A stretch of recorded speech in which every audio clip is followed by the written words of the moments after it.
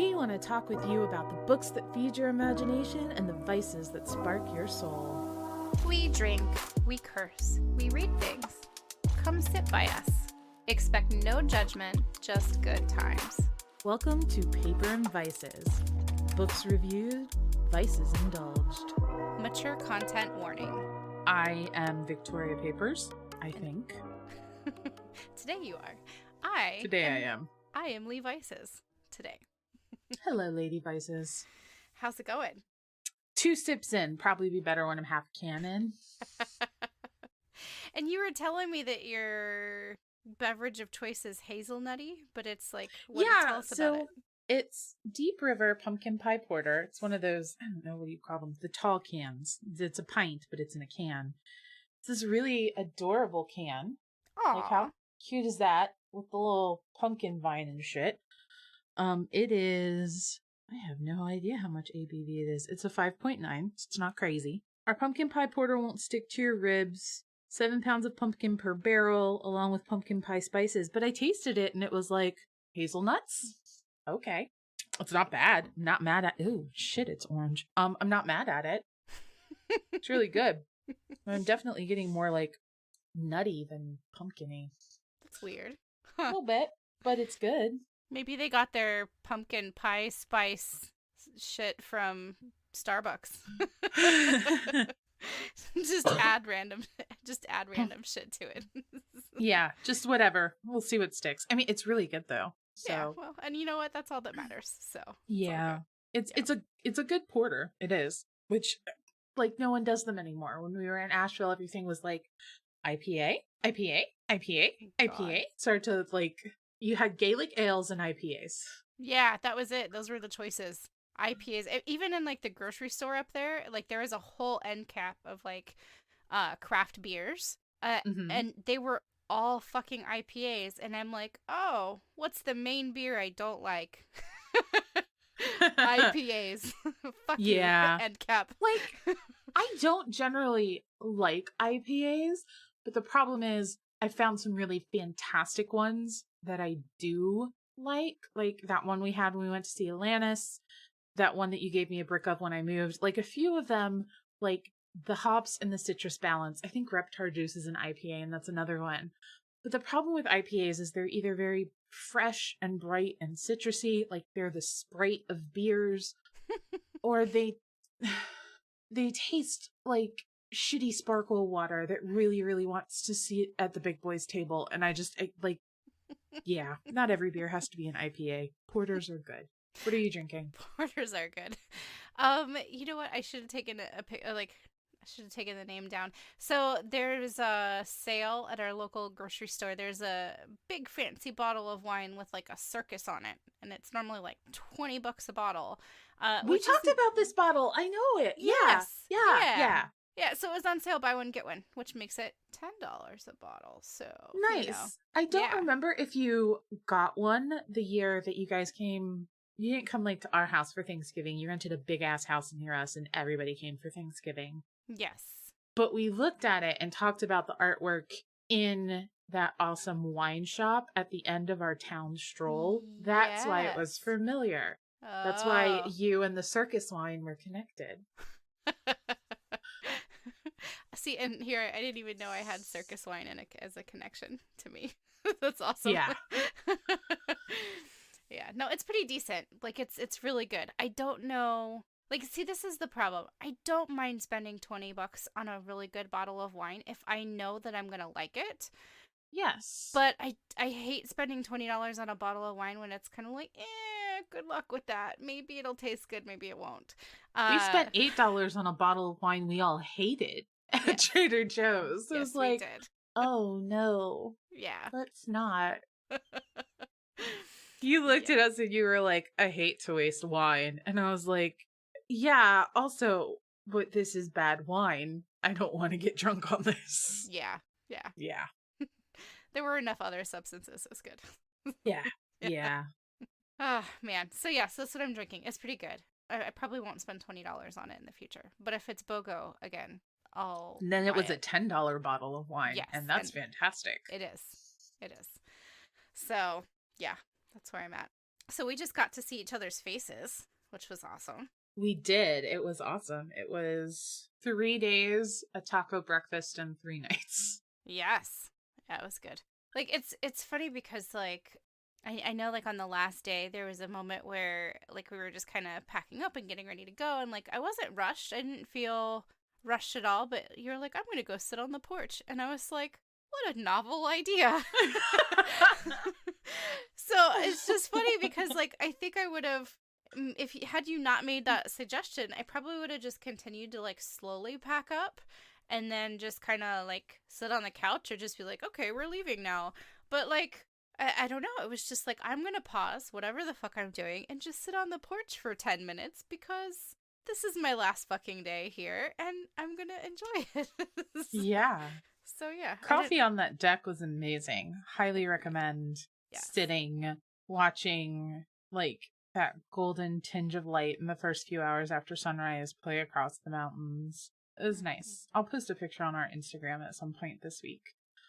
But I'm glad you came out and had coffee with me. It was good. Yeah. And then the morning before, we sat out there eating apples and smoked Gouda. It was like, fuck yeah. Yeah. Yeah. I came home and bought some more of that cheese. Did you really? That's awesome. Yes. Yeah. It's good cheese. I like smoked Gouda. I find it's one of those things where you either like it or you hate it. Because I know some people that are like, ew, smoked Gouda, ew. I'm like, what's wrong with you? Sadly, I think everyone in my house hates it. Oh, no. Aww, that sucks. You have to eat it all by yourself. It does. Might have to get some fancy crackers just to make it happen. Yeah, tragedy that. But it was a good few days. It was a really good time. We had fancy ass charcuterie at a bookstore. The Biltmore was amazing. The Biltmore wine tasting with 2 very unsober friends is probably going to be one of my favorite memories forever. Look, if you've never done a Biltmore wine tasting unsober and made dick jokes, you should. And the old lady who was serving us was not offended. No. No. Cool. But I have to say, I have to say this about the Biltmore, though. My one complaint, y'all's Christmas wine is straight up juicy juice. Not a fan. Bad times. I like sweet wine, and I was like, oh no, this is bad. It's syrup. Maybe that's what they were going for. I don't know. Like kids' table wine? I'm not sure. Yeah. Maybe it's supposed to be like watered down or something. I don't know. It was. Do you think that's because your wine, your palate has changed? That's definitely part of it, but part of it is also, and just to clarify, like you were allowed to taste 5 wines. The other ones were very good. There were a couple I was tempted to bring home. They wouldn't have lasted until home.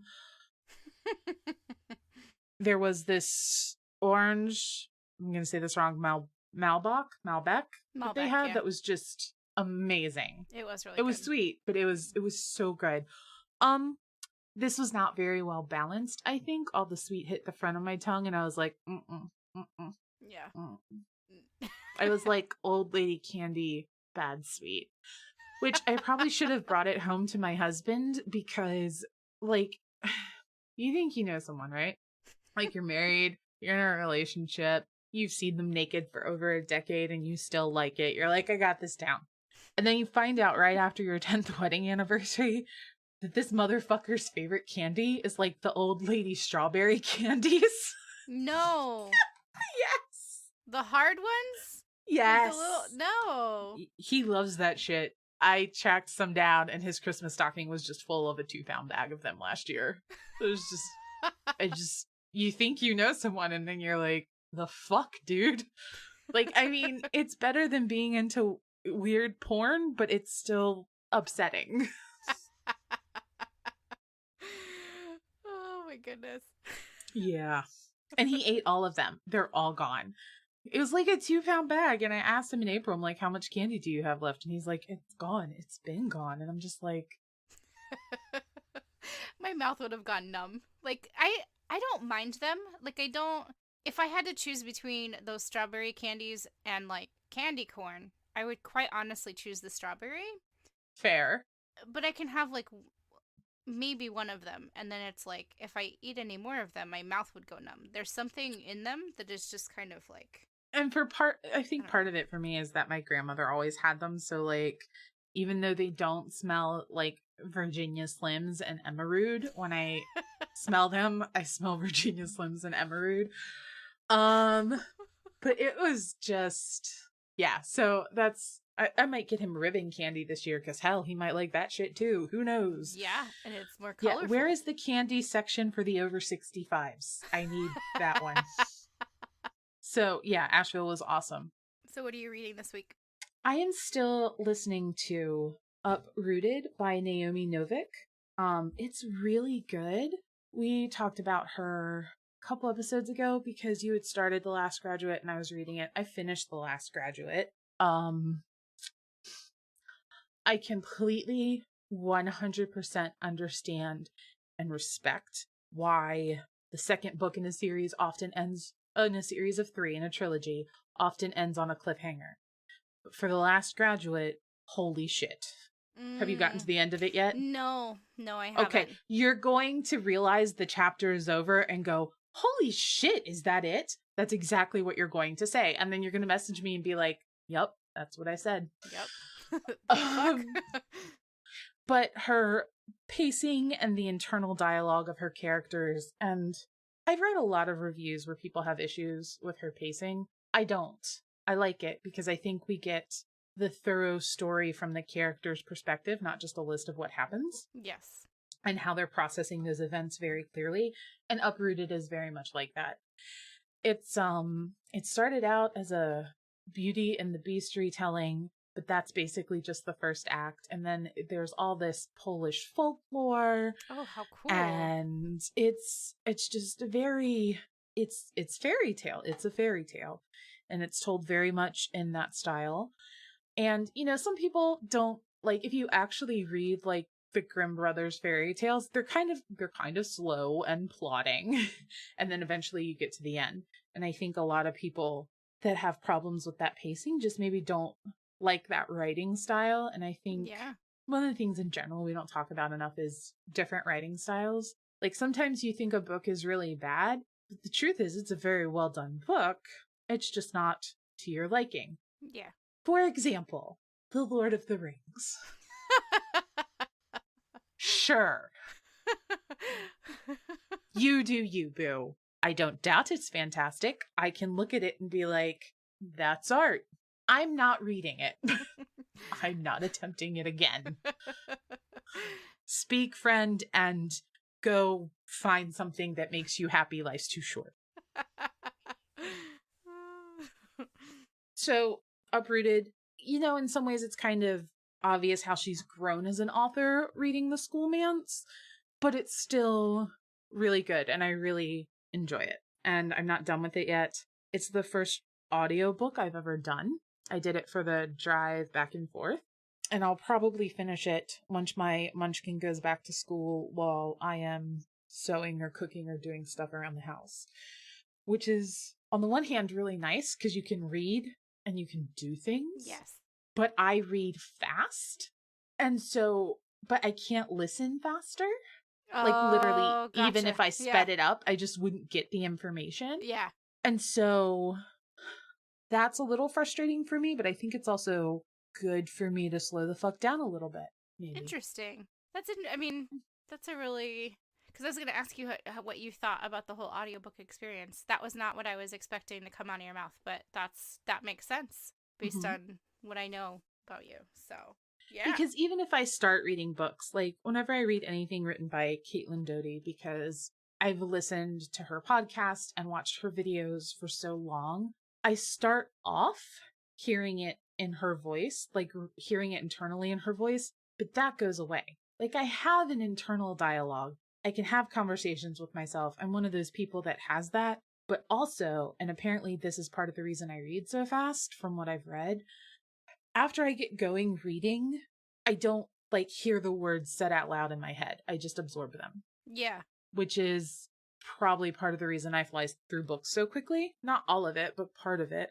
Part of it's also, anxiety and childhood trauma and OCD and not being able to put things down and knowing if I read faster, I'll get 6 hours of sleep. Maybe if I go to sleep right the second I'm done.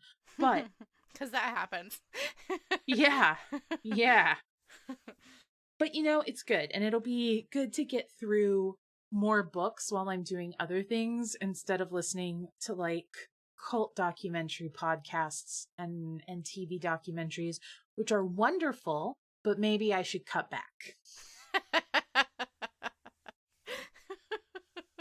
I love Bailey Sarian. I should probably not listen to the dark history podcasts more than once, though. And in the last 3 months, I have binged every episode of A Murder, Makeup, and Mystery Mondays. Oh, man. She's just like, I'm not part of this equation anyway, but I feel like we vibe. Yeah. Yeah. She's super cool. She's the shit. She's like, she's got like a really cool look. And I love that, like, you look at her outtakes and she's just got this, like, I don't know. Like, she's not plain looking by any means. Like, she's very pretty, but it's just amazing to see, like, all the millions of different transformations that she makes based on, like, what makeup she does. Like, Yeah. Like, you can always tell that it's her, but it's, like, crazy transformations what she does. She's amazing. And it's nice because she's one of these people that, like, it's obvious she's incredibly talented. It's obviously she's beautiful as fuck. It's obviously she is highly intelligent, but she doesn't take herself too damn seriously. She does not. Yeah. And that makes not just her, but the information she presents approachable. And even if it's dark history, you know me, I have this thing. One of my most annoyed phrases has become in the last few years, oh my God, crack a history book. Because I basically had to re-educate myself in so much history after I was raised in a fundamentalist cult. And so she's giving people history, really important history, especially as it pertains to race and the LGBTQ community and a bunch of random shit. And she's doing it in such an approachable and enjoyable way that people are actually taking it in and not realizing that, you're getting socially schooled. Good job. Yeah. Yes. So if I ever develop a fake university, she can be mistress of history. It'd be great. Fuck yeah. I didn't know you listened to her too. That's cool. Yeah, she popped up on my Facebook feed one time, and I was just, like, so intrigued, and I was like, who the fuck is this lady? Like, and then I just watched a couple episodes. I'm like, I like you a lot. And I'm like, yeah. I mean, you know me, like, I try from time to time to be more into, like, YouTube shit than I am. But I'm like, she's amazing. What are you reading? Well, you mentioned the Naomi Novik, and so I'm still listening to that. I kind of paused for a little bit because, like you were mentioning, audiobooks are great for, like, multitasking. And since I was on vacation, there wasn't shit to multitask. It was amazing. So I need to pick that back up. And then I am fully hooked into the Sookie Stackhouse novels. Yes. So I just finished the Dallas one. I wrote it down. Living Dead in Dallas? Yes, Living Dead in Dallas. So it was good. It's still so weird to me. You were just talking about writing styles. And I don't know, her writing style has grown on me because, like, at first I was really like, And I think that might be part of the reason that I didn't get hooked right away the first time I tried to read it. But yeah, no, it's awesome. So it's funny because I know for me, there are some books that I love that I have read either a long time ago that with the headspace I'm in at this particular moment, I would read the first 20 pages of and put down. And there are books I'm reading now that I'm thoroughly enjoying that I know headspace I was in a couple months ago, a couple years ago, I would have put down. Yeah. And I think it's not just, I don't think it's just that our taste grows. I feel like, oh, the beer's hitting me. I feel like there's almost I feel like there's almost a certain intimacy with ourselves when we choose a book particularly a fiction book, that we need to respect and be honest with ourselves about where we are and what we want and not feel bad about that. Like, people give the romance genre a lot of shit. Fuck you, stop it. I'm not a Hemingway fan, but if Hemingway is speaking to your soul right now, if you're vibing, then I am happy for you that you're making that connection. Yes. Yeah. Agreed. Have we done vices yet? Because we talked a shit ton about candy. We talked about candy and we talked about Asheville. I think Asheville is my vice for this week. Yeah, I feel like that's fair. That and cannabis cookies may or may not have been a big part of that weekend for me. Cannabis cookies and cheese on the deck are good vices. I feel like cannabis cookies and smoked Gouda. This is like the 5th time in our history that cheese has been a vice, and I'm okay with it. Only the 5th? I feel like it's almost every other week. One of us brings up cheese. Okay, well, this is specifically double cream smoked Gouda from Trader Joe's, okay? Fair. It's different now. And your cookies were peanut butter, yeah? They were amazing. It was good. They were kind of crumbly, though. Like, they kind of, how sometimes peanut butter cookies, like, they just kind of fall apart. Yeah. So, yeah. Yeah, but I feel like good. That kind of just helped you measure out better, honestly. It does. I mean, it's not precise measurements, but it's kind of like, this looks like a good crumble to where I could function, but still have a good time. This size crumble means in an hour, I'm going to be passed the fuck out. This is a when we get home crumble, and this is a when we go out crumble. Yes, exactly. But I think for tonight, we're done. Our sound guy's going to be like, you've been recording for 87 minutes. Please stop. You can find us everywhere. I say everywhere. There's like 500 social media networks. Facebook, Twitter, Instagram, at Paper and Vices. And you can email us, lee@paperandvices.com, Lee, or victoria@paperandvices.com. We would love to hear what you're reading, what you think about any of the books we've mentioned, how you make your magic cookies, any vice suggestions you have. If you think Deep River pumpkin pie porter tastes like hazelnuts, any of that shit, let us know. And please give us a like and follow and share, because the only realistic way to grow your podcast is to actually do that. It's fuckery. It is. In the meantime, don't be an asshole, smoke a joint, and take care of yourself. This has been a production of Paper and Vices, copyright 2021. This episode is presented for entertainment purposes only, and any vice should be pursued only within the legal boundaries, common sense, and personal responsibility of each person. Please check your local laws. The views and opinions expressed on this podcast are those of the individual hosts and guests only, and do not in any way represent the views of Paper and Vices LLC or any named persons, nor should they be considered personal, medical, or legal advice. Previous episodes and other commentary can be found at paperandvices.com.